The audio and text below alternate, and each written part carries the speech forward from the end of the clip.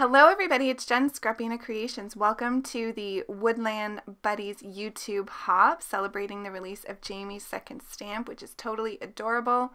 This is the card that I am making today. And so I'm going to be showing you how I created this card. Although I absolutely love all the critters, I'm actually not even using one of them today. So I'm using Canson XL watercolor paper here, and I've trimmed this card panel down with a MFT die that leaves a stitch detailing and a scalloped border. And I'm going to be using the rose gold embossing powder from Lawn Fawn. So I really wanted this card to have a soft, almost ethereal kind of look to it. So I am going to show you the process for how I made this card. You've seen that I just cut out a circle, here it is, of sticky post-it note paper, and I just used one of my dies to cut that out. And I'm using that as a guide, so I'm making it so that the inside parts of the images just end right on that edge, so that I can try to get a circular shape for the wreath that I want to create. So I'm using first the feather image with it, which is absolutely gorgeous. I also stamped out some masks for this particular project. The second image I stamped was the rose or the flower. And now you'll see the image here that I'm using. It's another flower pattern come to life as I get the embossing powder on it. It's a pretty three kind of bubbled flower. So I'm just working my way around the wreath here. Each time I introduce a new stamp, I put the circle post-it note paper back in the center, and then I'm using my masks here so that you don't have overlapping of the images. I'm just using Versamark ink here with my, as I said, my rose gold embossing powder. And then I'm heat setting that as I go so that I can see the images and where the little spots are and so on. So just before I get to the coloring, I'll let you watch the rest of how I put the wreath together, and I'll tell you a little bit about the YouTube hop. So there are a number of fantastic people participating in the Woodland Buddies YouTube hop. It's live on May 20th, and you can leave a comment on each of the videos to increase your chances of being randomly selected for a $25 gift certificate to the Not2Shabby shop. So that is totally awesome. And don't forget to hit that like button on everyone's videos, just to let them know that you've enjoyed their creations, and consider subscribing as well.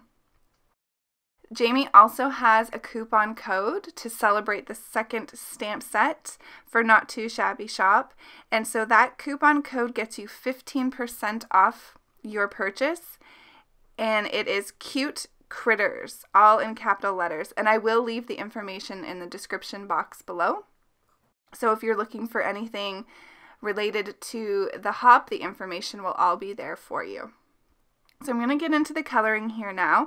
I just want to let you know the coupon code is good from May 20th to 24th, and if you're watching this after that, you can use my coupon code JEN10, that's Jen with 2 N's, 10 to save 10% off your purchase. Okay, so back to the card. So I'm using my Zig Clean Color Real Brush markers, and I'm coloring the feather in light blue. So I picked all of the very light pastel, really pretty soft colors to go with the rose gold embossing. So for this rose kind of flower, I'm using lilac. I love the blue and the purple together here. And I'm looking for kind of a washed effect. So a very soft, muted coloring for this card. And now I'm using pale rose, and this probably gives the most pop of color on the card, but I'm only laying down a little bit of color and then using my water brush here to really dilute that and have, like I said, the soft, pretty color. I'm going to use pale green for all of the foliage and the leaves, and I'm also doing some accent detail on the feathers with the green as well. So you will have noticed while I was talking about the hop that I used the hello sentiment that came in the kit. I cut my stamp and cut the exclamation mark off, and I thought the hello just looked so pretty on the inside. I also think this card would make a really pretty sympathy card and or a thinking of you card. So I think I'm going to try recreating this a couple times to have some sympathy cards in my stash. So I'm really just about to finish up the detail here on the feathers, and then my card is pretty much done. Very kind of simple design. The work is really in creating the wreath and taking your time, stamping those images out, and then embossing them as you go. So in order to adhere my panel onto my cardstock base, I'm using some extreme adhesive by Tombow, and I'm using a Canson XL watercolor base as well. This is an A2 size card, so 4 1/4 by 5 1/2.